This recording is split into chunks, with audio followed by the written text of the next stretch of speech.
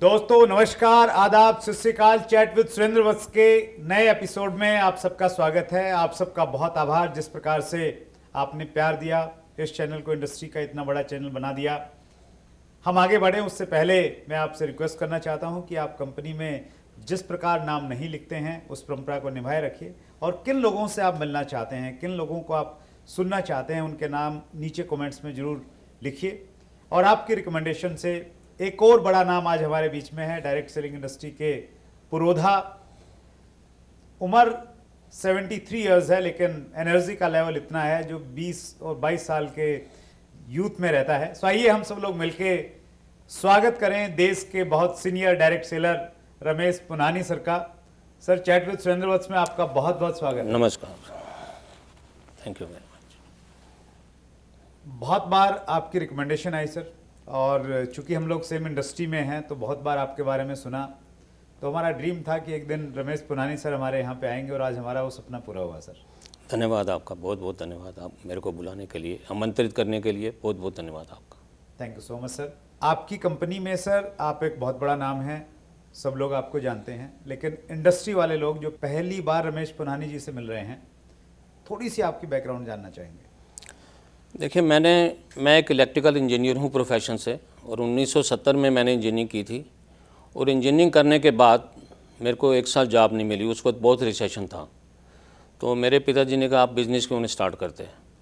तो बिज़नेस का एक्सपीरियंस तो था नहीं, बिज़नेस स्टार्ट किया तो 2 साल में बिज़नेस फ्लॉप हो गया।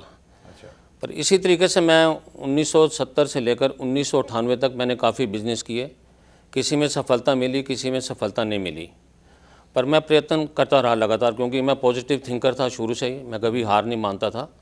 पर 1998 में मेरे को बिज़नेस में काफ़ी लॉसेज हुए, और अल्टीमेटली मेरे को बिज़नेस को बंद करना पड़ा। मैं जैसे ही घर आया, मेरे एक दोस्त ने कहा एक बिज़नेस अपॉर्चुनिटी है तो आप करना चाहेंगे। मैं तो बिज़नेस की तलाश में ही था।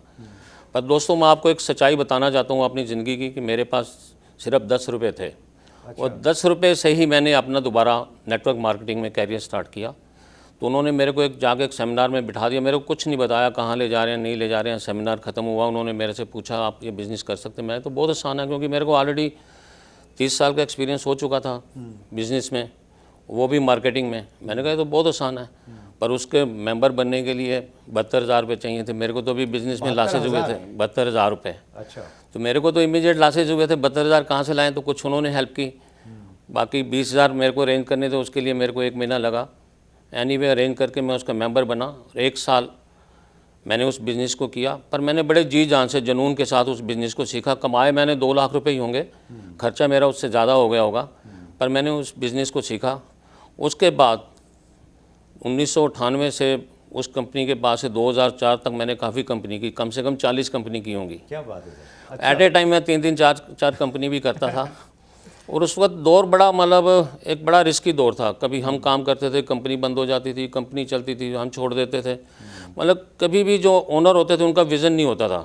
किसी का विज़न था यही कि 1 लाख कमाना है, किसी का 5 लाख कमाना है, किसी का 50 लाख कमाना है, और जैसे ही वो कमाते थे कंपनी को बंद कर देते थे। तो 2003 में मेरी मुलाकात जिस कंपनी को मैं कर रहा हूँ उसके डायरेक्टर से हुई। उन्होंने कहा कि आपको एक्सपीरियंस बहुत है, आप इन कंपनियों को छोड़ दीजिए और आप प्रोडक्ट बेस्ड कंपनियों को कीजिए। क्योंकि मैंने तो कभी प्रोडक्ट बेस्ड कंपनी की नहीं थी, और ना ही मेरा उसमें इंटरेस्ट था। क्योंकि हम जो कंपनी करते थे उसमें इमीडिएट इनकम आ जाती थी। मैंने कई कंपनियों में पहले महीने में 3-3, 4-4 लाख के चेक मैंने कई कंपनियों में लिए थे। अच्छा। तो वो मेरे को हमेशा समझाते रहते थे कि नहीं, आपका फ्यूचर बहुत ब्राइट है, आपकी एज बढ़ती जा रही है, आप प्रोडक्ट बेस्ड कंपनी करो, आप 1-2 साल काम करके तो आप लाइफ लॉन्ग रॉयल्टी इनकम कमा सकते हो। तो मेरे को समझ नहीं आती थी। एक दिन मैंने तंग आके कहा आप अपनी कंपनी स्टार्ट करेंगे तो मैं आपके साथ आऊँगा। अच्छा। तो 2004 में उन्होंने मेरे को कहा कि हम अपनी कंपनी स्टार्ट कर रहे हैं। तो तब मैंने उनके साथ इस कंपनी को ज्वाइन किया, जिसको कि आज मैं 16 साल से कर रहा हूँ।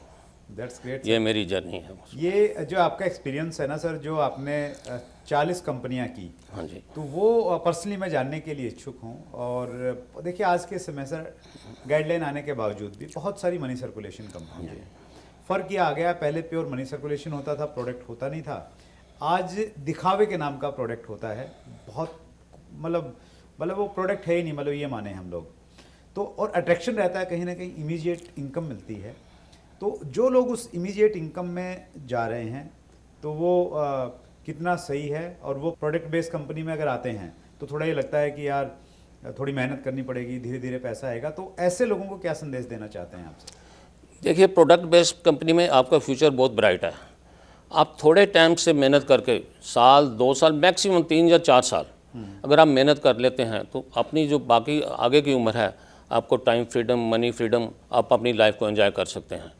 पर जो ये फर्जीवाड़ा कंपनी है, जो बाइनरी प्रोडक्ट बेस्ड बाइनरी तो अच्छी प्लान होती हैं, पर जो बिना बाइनरी प्रोडक्ट के बाइनरी चलती हैं या इन्वेस्टमेंट प्लान चलती हैं, उनकी कभी लाइफ नहीं होती। इनिशियली देखिए, कंपनी में पैसा जो आता है कम बचता है और कंपनी को पैसा बहुत बचता है। और जैसे जैसे कंपनी चलेगी, कंपनी पैसा बांट ही नहीं सकती, तो अल्टीमेटली मालिक के पास यही होता है कि इस कंपनी को बंद करने के अलावा कोई चारा नहीं होता। तो उसमें आपका फ्यूचर ख़राब होता है, आपकी सारी मेहनत बेकार जाती है, फिर आप ज़ीरो से आपको दोबारा काम स्टार्ट करना पड़ता है। पर प्रोडक्ट बेस में देखिए, आप अगर 1 या 2 साल भी काम कर लेते हैं, क्योंकि वहाँ खोने को तो कुछ है नहीं, जितना आप पैसा देते हैं उसकी वर्थ के आपको प्रोडक्ट मिल जाते हैं। उसके अलावा 2-3 साल मेहनत करने के बाद अपना फ्यूचर इतना ब्राइट होता है। आप अपना फ्यूचर तो बनाते हैं, अपनी जनरेशन, अपनी आने वाली जो आपकी औलाद है उनका भी फ्यूचर बना के जाते हैं। ये इनकम उनको भी जाती है। इसलिए हमेशा मैं एडवाइस करता हूँ जो यूथ हैं या जो नए लोग हैं, जो नई आना चाहते हैं नेटवर्क मार्केटिंग में, कि हमेशा प्रोडक्ट बेस्ड कंपनी ही कीजिए। That's great sir, wonderful. आपने नेक्स्ट जनरेशन की बातचीत की सर। आपकी नेक्स्ट जनरेशन स्टार्ट हो गई है बिजनेस में? मेरी नेक्स्ट जनरेशन स्टार्ट हो गई है। मेरी बिटिया जो कि ऑलरेडी 2-2.5 लाख रुपए कमाती थी अपने काम से, अच्छा, हाँ जी, तो मैंने उनको छुड़वा के अपने साथ लगाया है। मुझे पता है कि अगर वो 1-2 साल मेहनत कर लेंगी तो उनका फ्यूचर बहुत ब्राइट है। उनका अपना भी फ्यूचर ब्राइट तो है ही है, पर आने वाले वो अपने बच्चों का भी फ्यूचर ब्राइट करके जाएंगी। क्योंकि जो एक्सपीरियंस था वो काम करती थी दूसरों के लिए, पर अब यहाँ काम करेंगी तो अपने लिए। हाँ जी। हमने आपका कमिंग सून का वीडियो डाला था सर, बहुत सारे व्यूअर्स ने क्वेश्चंस किए हैं, हाँ जी, तो वो मैं आपके साथ में शेयर करूंगा। पहले मैं कुछ कॉम्प्लीमेंट्स दिए हैं आपके लिए, वो मैं पढ़ता हूँ। राकेश वाधवा अहमदाबाद से, राजेश वाधवा, राजेश वाधवा, यस, वो लिख रहे हैं, we are eagerly waiting, helping nature, real motivator, role model, legend, ex engineer and businessman Ramesh Punhani sir.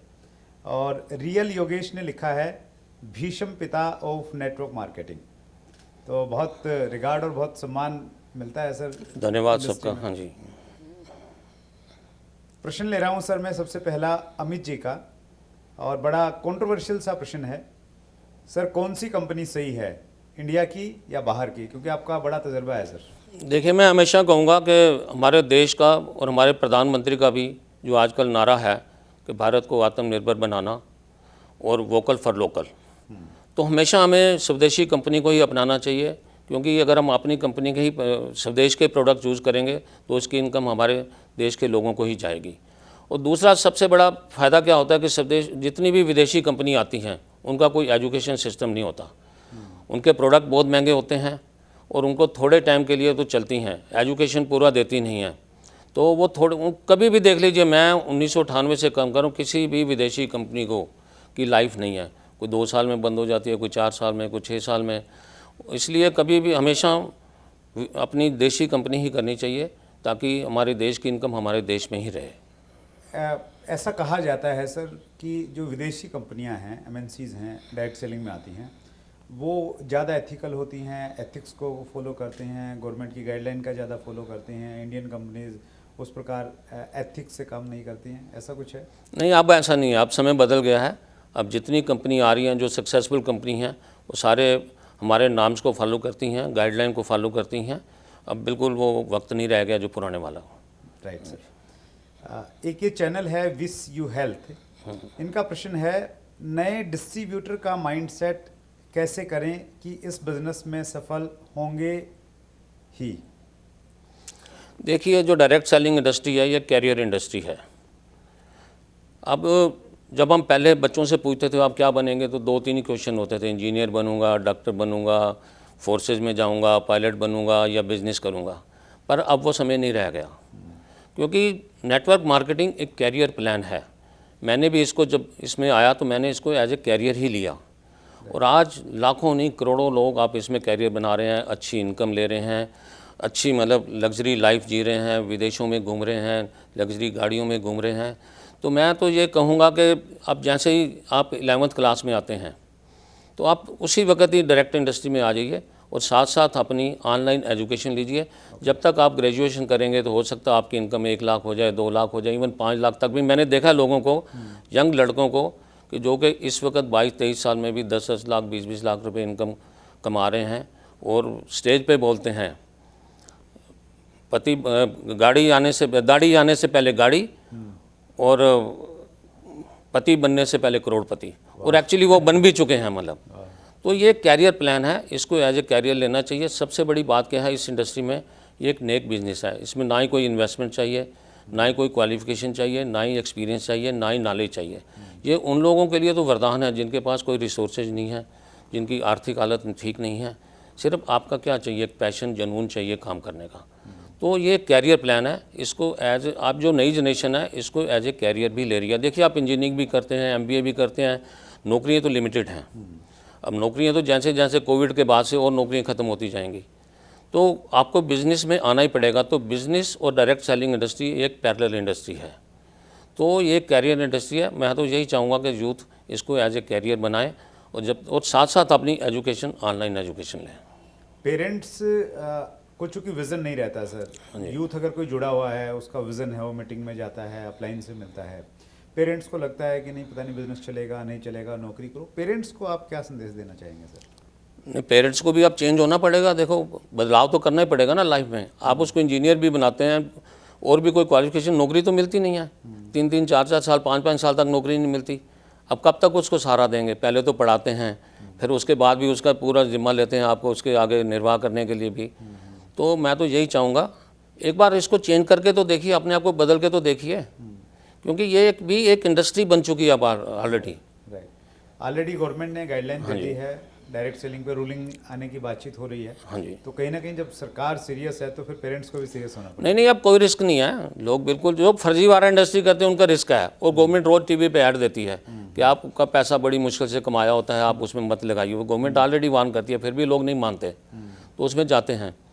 तो पेरेंट्स को भी अपने आप को बदलाव करना ज़रूरी है, और आपको इसमें इज्जत मिलती है, इस इंडस्ट्री में इज्जत मिलती है, पैसा मिलता है, सब कुछ मिलता है। और आपको क्या चाहिए? मतलब आपने पढ़ लिख के भी तो पैसा ही कमाना है ना। राइट। और फिर जिनके पास पैसा नहीं है हायर एजुकेशन लेने के लिए, तो उनके लिए तो एक वरदान इंडस्ट्री है ना सर। That's great sir.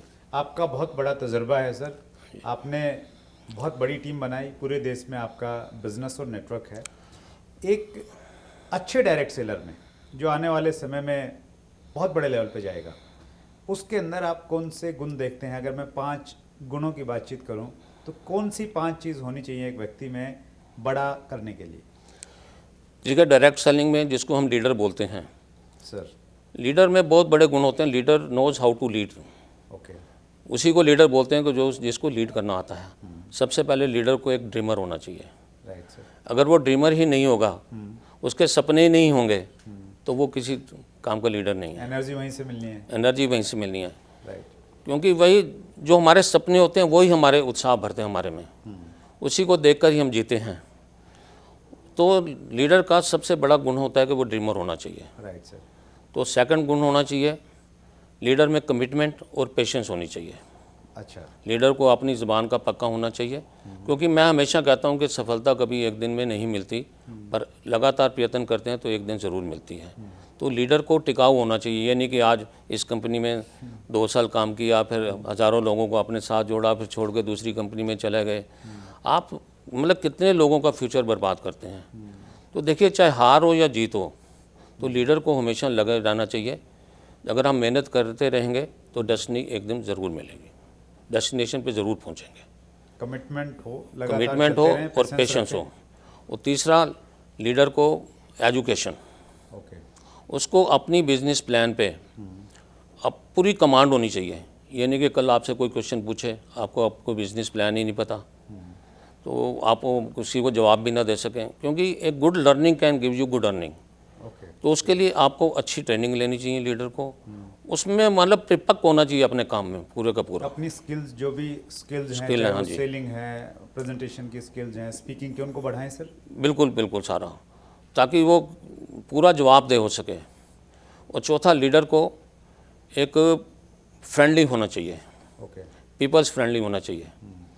मतलब कभी लीडर को ना ही रूठने का हक है, ना ही नाराज़ होने का हक है, क्योंकि लीडर को मतलब सबसे रिलेशन बना के रखने हैं, अपनी उसको अपनी अपलाइन से भी और डाउन लाइन में से भी। डाउन लाइन को कभी कोई तकलीफ़ होती है तो सबसे पहले उसको आगे आना चाहिए, चाहे वो मॉनेटरी हो, कभी फाइनेंशियल हेल्प भी करनी पड़ती है, कभी फिजिकल हेल्प भी करनी पड़ती है, कभी मेडिकल से भी हेल्प, किसी टाइप की भी उसको हेल्प चाहिए डाउन लाइन को, वो हर वक्त 24 घंटे तैयार रहना चाहिए। कभी भी उसको छोटी भी तकलीफ हो तो उसको हमेशा सहारा देने करके मैं हूँ ना, तू मत घबरा। तो ये उसको लीडर के लिए फ्रेंडली होना चाहिए। Right sir. चौथा, लीडर की हमेशा पॉजिटिव थिंकिंग होनी चाहिए, ओके। क्योंकि कोई भी हम काम करते हैं तो हमारी सोच पे निर्धारण करता है, वही दिशा निर्धारण करती है। अगर आपकी सोच पॉजिटिव है, आपको संतोष मिलेगा, आशा मिलेगी, खुशी मिलेगी। आपकी सोच नकारात्मक है, आपको निराशा मिलेगी, असंतोष मिलेगा। तो लीडर को हमेशा हर वक्त पॉजिटिव होना चाहिए, उसको हर वक्त हर काम में अच्छाई देखनी चाहिए, कभी भी किसी काम में बुराई नहीं देखनी चाहिए। अगर वो पॉजिटिव होगा तो ही अपनी डाउनलाइन को पॉजिटिव कर सकेगा। तो ये लीडरशिप में गुण होने दैट्स चाहिए। Great sir. पांचों गुण आपने बताए। पहला, ड्रीमर होना चाहिए। हाँ जी। सेकंड, कमिटमेंट और हाँ जी। पेशेंस, दोनों Patience, चीज़ें होनी हाँ जी। चाहिए, combination of commitment and passion. Helpful. तीसरा, हेल्पफुल और फ्रेंडली होना चाहिए वो हाँ थोड़ा जी। सा। Right sir. चौथा आपने बताया एजुकेशन को हाँ फोकस जी। करे, अपनी स्किल्स को बढ़ाए। और Positive पांचवा thinking। पॉजिटिव थिंकिंग हाँ होनी जी। चाहिए। कैसी भी विपरीत परिस्थितियाँ हैं, कुछ भी है, तो हमेशा हर हाल में पॉजिटिविटी ढूंढ। मतलब उसको कभी प्रॉब्लम नहीं देखनी चाहिए, प्रॉब्लम का सोल्यूशन देखना मतलब हमेशा। राइट है। बस हाँ जी। अपने आप से ये पूछना है कि समाधान क्या है इसका। हाँ जी, बस वही। That's great sir. अंतिम प्रश्न है सर, और वो मेरा अपना प्रश्न है, वो ये कि आपकी एनर्जी का सीक्रेट क्या है? 73 साल में भी आपके अंदर जो ऊर्जा है, आज भी आप जिस प्रकार से फील्ड में लोगों के बीच में रहते हैं, 23 साल की उम्र में जितना जोश रहता है उससे कहीं ज़्यादा जोश हम आप में देख पा रहे हैं, उसका राज क्या है सर? सबसे बड़ा राज यही है कि मैं पॉजिटिव थिंकर हूँ। मैं कभी भी किसी चीज़ में प्रॉब्लम नहीं देखता, हमेशा सोल्यूशन देखता हूँ। और दूसरा, मैं हमेशा नेटवर्क मार्केट में आप हमेशा यंग लोगों के बीच में रहते हैं। जब यंग लोगों के बीच में रहेंगे तो हमेशा उत्साह से भरे रहेंगे, हमेशा आपके विचार पॉजिटिव रहेंगे, कभी नेगेटिव नहीं हो सकते। क्योंकि आप बड़े लोगों में रहेंगे तो हमेशा किसी की कंप्लेंट करते रहेंगे, क्रिटिसाइज़ करते रहेंगे। तो मैं हमेशा कहता हूँ इन 3 चीज़ों से ज़रूर बचें, क्रिटिसिज्म, कंपैशन और कंप्लेंट से। तो ये मेरा सबसे बड़ा राज है। मैं यंग लोगों के बीच में रहता हूँ, हमेशा पॉजिटिव थिंकिंग में रहता हूँ, और सबसे बड़ी खुशी मिलती है जब हम किसी के लिए कुछ करते हैं। नेचुरली अब मेरे को तो अब टाइम फ्रीडम है, मनी फ्रीडम है, मैं जिस एज पे पहुँचूँगा हूँ, जिस लेवल पे पहुँचूँगा हूँ, पर अब हम काम करते हैं लोगों के लिए। तो जब लोगों के लिए काम करते हैं तो बहुत खुशी मिलती है, उससे बहुत एनर्जी मिलती है। यही एक बहुत बड़ा राज है। Wonderful sir. और ये सारी चीज़ें मुझे लग रहा है कि कोई भी आदमी अगर इनको अपनाएगा, हाँ जी, अच्छे एसोसिएशन में रहेगा, पॉजिटिव रहेगा, हेल्पफुल नेचर रहेगी, लोगों के लिए काम करेगा, तो फिर एनर्जी बरकरार रहेगी। तो आप बहुत बड़ा एग्जाम्पल हैं सर उस चीज़ का। आपने बहुत सेवा की है सर इंडस्ट्री की, और हमारा ये चैनल भी इसी रूप में जाना जाता है कि इंडस्ट्री के लोगों को हम एक जगह, एक मंच पे लेके आते हैं सर। और ये एक अलग तरीका है हमारा सेवा भाव का। आप आए सर, व्यूवर्स के सवालों के जवाब दिए, हम सबको मोटिवेट किया, आपका जो विजडम था वो हम सब लोगों को मिला। बहुत बहुत धन्यवाद। धन्यवाद सर, थैंक यू बहुत सो बहुत मच। शुक्रिया, धन्यवाद। सो ये थे श्री रमेश पोनानी जी, डायरेक्ट सेलिंग इंडस्ट्री के भीष्म पितामह के नाम से जिनको जाना जाता है। बहुत बड़ा तजुर्बा, और वो सारा तजुर्बा कुछ मिनटों में आपके सामने उपस्थित हो गया। हमारा हर एपिसोड क्विज कॉन्टेस्ट वाला एपिसोड होता है। इस एपिसोड को अगर आपने ध्यान से देखा है तो नीचे आपको डिस्क्रिप्शन में एक लिंक मिलेगा, और उस लिंक में आपको 5 प्रश्न मिलेंगे। अगर उनके आप सही जवाब देते हैं तो आपका नाम डाला जाएगा विनर्स की श्रेणी में। अगर आप लक्की विनर्स बन जाते हैं तो आपको हमारी एक एजुकेशन सीरीज़ है A to Z of direct selling, उसमें रजिस्ट्रेशन का आपको मौका मिलेगा। सो क्विज़ आप जरूर खेलिए। अगले मंगलवार रात्रि 8 बजे फिर एक नई शख्सियत से मुलाकात होगी। तब तक के लिए बहुत बहुत धन्यवाद। अपना ख्याल रखिएगा।